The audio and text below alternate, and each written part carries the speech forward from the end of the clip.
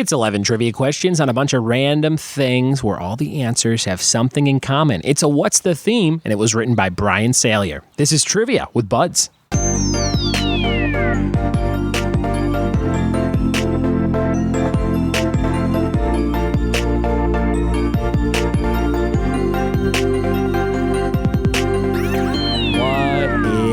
And welcome to another episode of the Trivia with Buds podcast. I'm your host, Ryan Buds, and I'm sitting in my backyard sipping a beer, a Mother Earth brewed Cali Creamin' Vanilla Cream Ale. Tasting notes: vanilla bean, cool and crisp, smooth finish, ale with natural flavor added. It's one of my favorite beers that I found, in the last 6 months or so.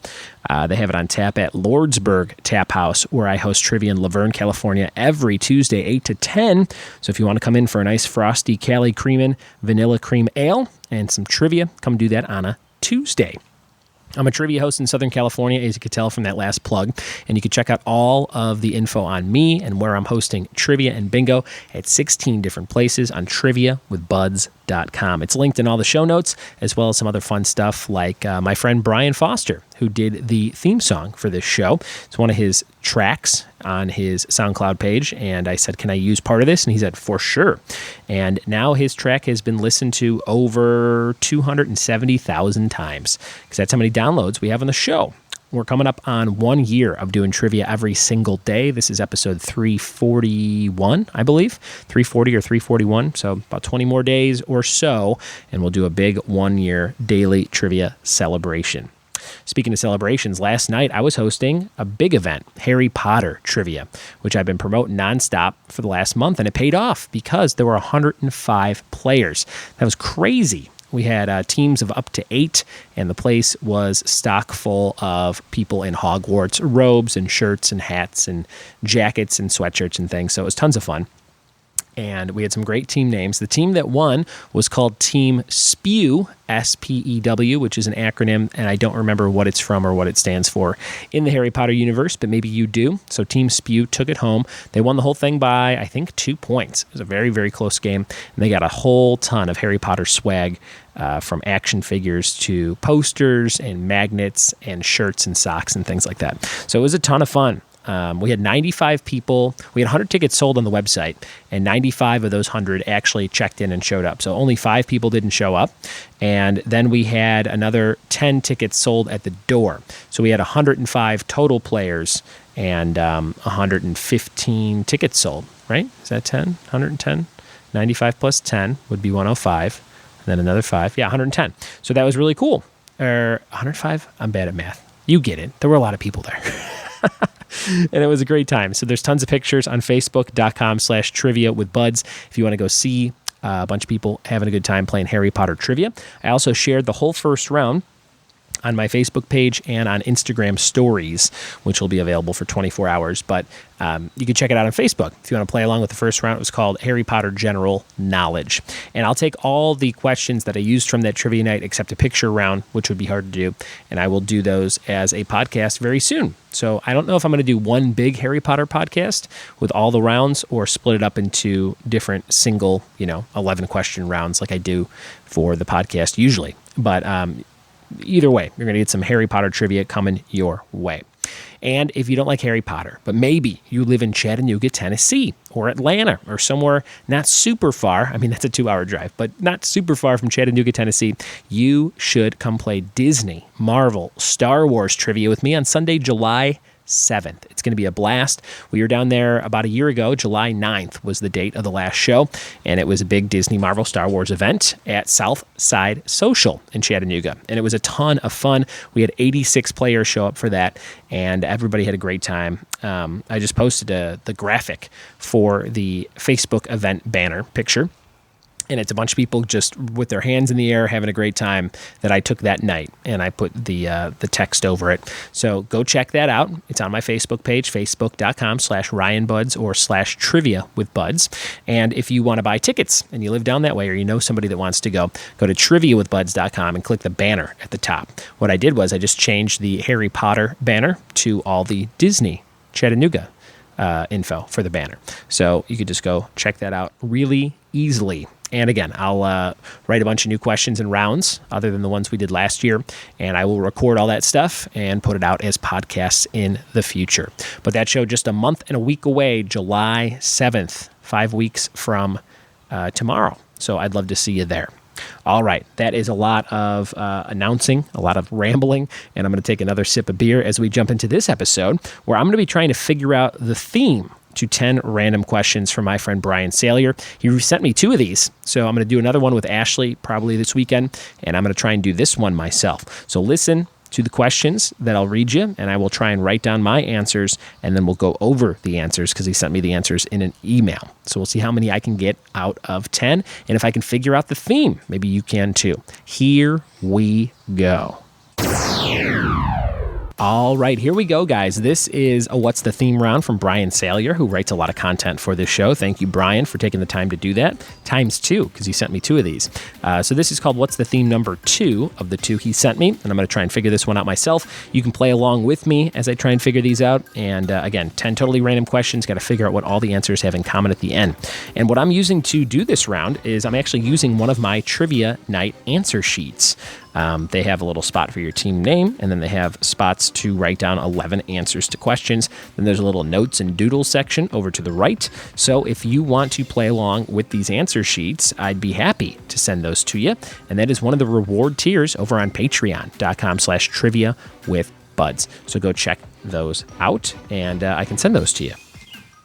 All right, here we go with the first of 10 totally random questions. Number 1, this Food Network show, hosted by Alton Brown, featured chefs bidding on various items that could be used to sabotage their opponents during the preparation of their dishes. This Food Network show, hosted by Alton Brown, featured chefs bidding on various items that could be used to sabotage their opponents during the preparation of their dishes. I actually do know this one, so I'm going to write it down. First, I have to come up with a team name. I'm going to be Team Budzenstein, which is very stupid. It just popped into my head for some reason. And I'm going to say the answer to this first one. The Alton Brown hosted show is Cutthroat Kitchen. I've watched it quite a bit on Netflix and when I had cable back in the day, and I believe it is Cutthroat Kitchen. Question number 2, what popular food item was debuted in the U.S. at the 1904 World's Fair in St. Louis by the RT French Company? I would say that's got to be French fries, right? Popular food item debuted in the U.S. at a World's Fair, and it's got French in the title. I'm going to say French fries. I was going to maybe say hot dogs, because I know hot dogs kind of started popping up around that time too, but I'm going to say it was French fries. Question number 3, what band was formed by Scott Weiland after leaving the Stone Temple Pilots with hit songs called Slither and Fall to Pieces? I am not so into Scott Weiland music, but after Stone Temple Pilots, I want to say it was Audio Slave. So that's my guess there, Audio Slave, but I might be wrong about that. I don't know for sure. Question number 4, what are the official colors of Michigan State University? I know it's got to be green, so green is one, maybe green and gold. That's my guess there. Green and gold, green and gray, green and white. Maybe it's green and white. I'm going to do green and white. Green and silver? I don't know. Number 5, what MTV game show had contestants competing bizarre stunts and challenges while trying to remain as quiet as possible? I don't remember this at all. MTV game show, you had to be as quiet as possible. Was it like a live game version of Don't Wake Daddy? That would be interesting, right? If there was just a guy sleeping in a bed in the middle of like a stage, you couldn't wake him up. It'd be so stupid. Bizarre stunts and challenges while trying to remain as quiet as possible. I have no idea. I'm going to say remote control, even though I don't think that was part of that show. That's my only MTV game show that's popping in my head. Number 6, what was introduced by NBC in 1956 to promote its jump to color television? Number 6, what was introduced by NBC in 1956 to promote its jump to color television? What the hell would that be? What was introduced by NBC? I guess the Peacock. I guess that's what it would be, right? The Peacock with the different colors on it. The colorful peacock, that's got to be what it is. Number 7, what household item fills in the blank from this quote from the movie Dodgeball? If you can dodge a blank, you can dodge a ball, and that would be wrench. And yes, if you can dodge a wrench, you can dodge a ball. Number 7, what household item fills in the blank? Oh, no, I just read that one. Number 8, Roy Hinckley was the actual name of this character, played by Russell Johnson on a classic TV show. No idea. Roy Hinckley was the actual name of this character, played by Russell Johnson in a classic TV show. This character. So we're looking for a character's name. I have no idea. Number 8, my first one, I'm not even going to write anything down. Number 9, this Canadian sketch comedy group had a television show that lasted 5 seasons, followed by the 1996 movie Brain Candy. That would be Kids in the Hall, which features Mark McKinney, I think his name is.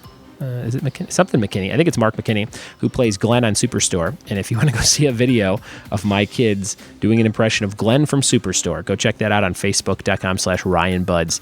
You could see Annabelle and Tommy kind of doing Glenn's voice if you like that show. And number 10, before Bill Skarsgård was terrorizing the children of Derry in the movie, what actor played Pennywise the Clown in the TV miniseries adaptation of Stephen King's It? And that would be Tim Curry. So Brian usually writes good questions that I actually can figure out. That was number 10. We have these answers to try and figure out the theme. Number 11 is what's the theme? We have Cutthroat Kitchen, French fries, I think, French fries, Audio Slave, Green and White, Remote Control, Peacock Wrench, Kids in the Hall, and Tim Curry. Well, I think I figured out the theme. I don't think all my questions are correct, my answers, but the theme is definitely Clue, which is one of my favorite board games and movies. So that is my guess for the theme. It's got to be correct because there's so many. You got kitchen, you got green and white, if that's right. You've got Peacock, Wrench, Hall, and Tim Curry. So it's got to be Clue, but we're going to find out the answers to all the questions and if I got the theme correct in just a second. All right, I've opened the other email from Brian Salyer, and I have the answers to what's the theme, so I'm going to score my own sheet and see how I did. Question number 1. This Food Network show hosted by Alton Brown featured chefs bidding on various items that could be used to sabotage their opponents during the preparation of their dishes, and the answer was Cutthroat Kitchen. Got that one right. There's 1. Cutthroat Kitchen. Number 2, what popular food item was debuted in the U.S. at the 1904 World Fair in St. Louis by RT French Company? Now it makes sense. Mustard. So it was not French fries, but mustard, and that would be Colonel Mustard if I got the theme right. And that does make sense. French is mustard. We've all had that. Number 3, what band was formed by Scott Weiland after leaving Stone Temple Pilots with hit songs Slither and Fall to Pieces? I was totally wrong with Audio Slave. It was Velvet Revolver, which I definitely remember and have heard of, but I didn't know that was Scott Weiland for some reason, and Revolver fits the clue bill. So nice job. That's my first miss. Actually, my second miss. I only got the first one. Number 4, what was the official colors of Michigan State University? Green and white. I don't know much about sports, but I do know that. Green and white. Got that correct. Number 5, what MTV game show had contestants competing bizarre stunts and challenges while trying to remain as quiet as possible? The answer was not Remote Control, but Silent Library, whatever the hell that is. I've never heard of that. Now I got to look it up. Silent Library. I wonder when that came out. Number 6, what was introduced by NBC in 56 to promote the jump to color television? The Peacock. Got that one. Nice job for me. 4 points so far.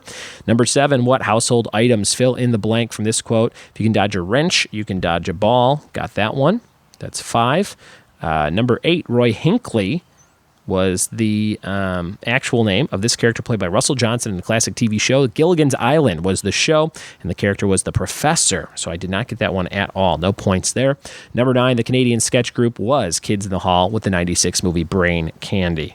Got that one. And we had Tim Curry for the It actor. The Pennywise It actor, and the theme is Clue. So I got 2, 3, 4, 5, 6, 7, 8, 9. I got 9 out of 12 points. Great round, Brian. Man, that was a fun one to try and figure out. Hope you had a fun time trying to figure it out as well, playing along with me on this episode.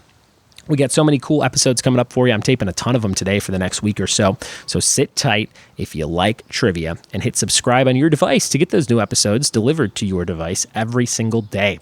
I just did a risky move, guys. My phone was out of space, and I just erased the whole phone. You ever do that? Everything gets backed up to Google Photos, which has like unlimited storage and you don't have to pay for it. So everything was in there, everything was updated, and I'm like, I think I'm going to erase the entire phone. So that's what I did, and I checked it, and it's charging, and it said hola or hello or whatever at the beginning of the install on your phone when you reinstall your iPhone. So the process is complete. Hopefully I didn't lose anything vital that I forgot to back up, but hey, that's how the world works. It's time for a brand new feature on the podcast, which is called the Question of the Day. Yes, this is brand new. I'll be doing it every single day from here on out. And it is sponsored today by my friends at Funky Monkey Designs in San Dimas, California. This question of the day brought to you by Funky Monkey Designs Incorporated. They make varsity jackets. They do printing. They do embroidery. And they are imported from San Dimas, California. So if you've seen Bill and Ted's Excellent Adventures, you know they mention a lot of stuff about San Dimas, and they have a great mural up at a place that I host trivia at called, bingo, High Point Brewing has an awesome mural, and right down the street from High Point Brewing is Funky Monkey Designs. So go and check them out. You can check out their website, which is fmdesignsinc.com. And if you go to the website, there's a number to call. There's a design tool. You can design something on the website. They have a whole product catalog. They do shirts. They do hats. They do bags. Pretty much anything you want, they can get it done for you. And they do very cool, classic, old school embroidery. And it's modern technology. There's no minimums. Full color photo, realistic graphics, great for personalization, small businesses, school clubs, and family reunions. Check them out, Funky Monkey Designs, and that's fmdesignsinc.com. The question of the day is about Clue, to tag off of this What's the Theme episode, and I'm looking for the total number of rooms on a Clue board. Send me your answer in a tweet at Ryan Buds or in a email, ryanbuds@gmail.com, and if you have that correct answer, I will send you something cool in the mail. Again, how many total rooms are on a Clue board? That's the question of the day, sponsored by Funky Monkey Designs Incorporated. All right, guys, that's it for today's episode. Thank you so much for listening. Thanks for telling a friend, and we'll see you tomorrow for more trivia with me. Cheers.